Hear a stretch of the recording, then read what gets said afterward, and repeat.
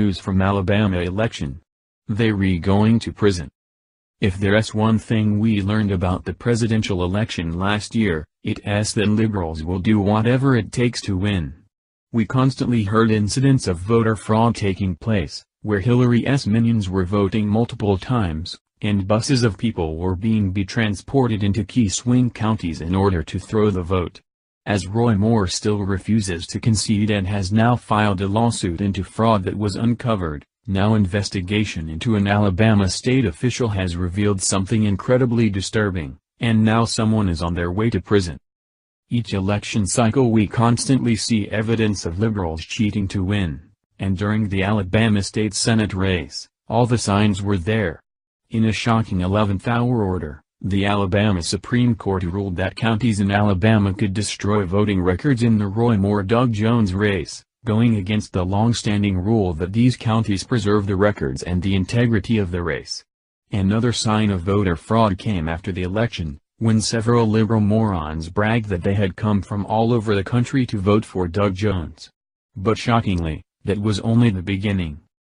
Alabama Secretary of State Nancy Worley turned herself in at the Montgomery County Jail Thursday after a grand jury indicted her on election fraud, where she is now being charged with 5 felonies and 5 misdemeanors that will no doubt put her behind bars for quite a long time. So for long years of stacking the deck against Republicans, which explains how a red state like Alabama suddenly turned blue during the Jones-Moore race. WSFA reports. The indictment charges that Worley broke that law when she wrote a letter to her employees with the words underlined saying, "I want to ask for your support and your vote in the June 2006 Democratic primary election." She went on to say she had always requested them not to discriminate against anyone because of his or her politics, race, religion, social status. Thus she says, if you choose to support another candidate you have every right to make that decision without any problems from me. Worley's attorney says that last statement means employees were not pressured into contributing to her campaign, but Packard sees it differently.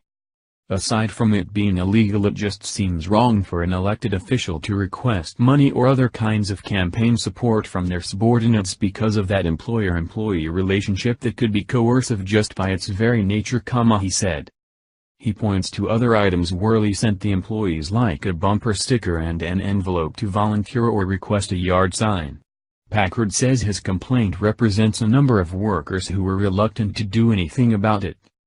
I didn't have any reluctance to file a complaint because I believe it takes people standing up and doing the right thing if we expect the right things to happen, he said. The rules are blatantly clear. But liberals don't care, as each election cycle they continue to break these rules in order to keep themselves in power. Worley is currently in hiding, refusing to go on camera after being caught breaking federal law. She is facing a whopping 5 felony charges and 5 misdemeanor charges. Moore is refusing to concede the race, and is now in litigation to fight the blatant voter fraud that cost him the election. Amanda Shea from Freedom Daily previously reported it has now gone on for 2 weeks since the Republican candidate Roy Moore found himself on the receiving end of dirty politics. This was brought on by his Democrat competitor and has flat out refused to concede because of it. His determination to expose all that has been wrongfully done to him, including allegations of sexual impropriety, seems to have paid off. The special election to replace newly appointed Trump cabinet member Jeff Sessions took another dark turn which could make Moore the winner once and for all.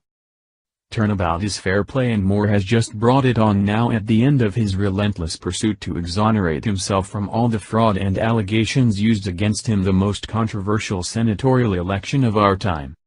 It's pretty disturbing how liberals will not stop in their conquest to destroy this country with their shady and illegal antics, and the Alabama state Senate race was an enormous hit to the Republican Party.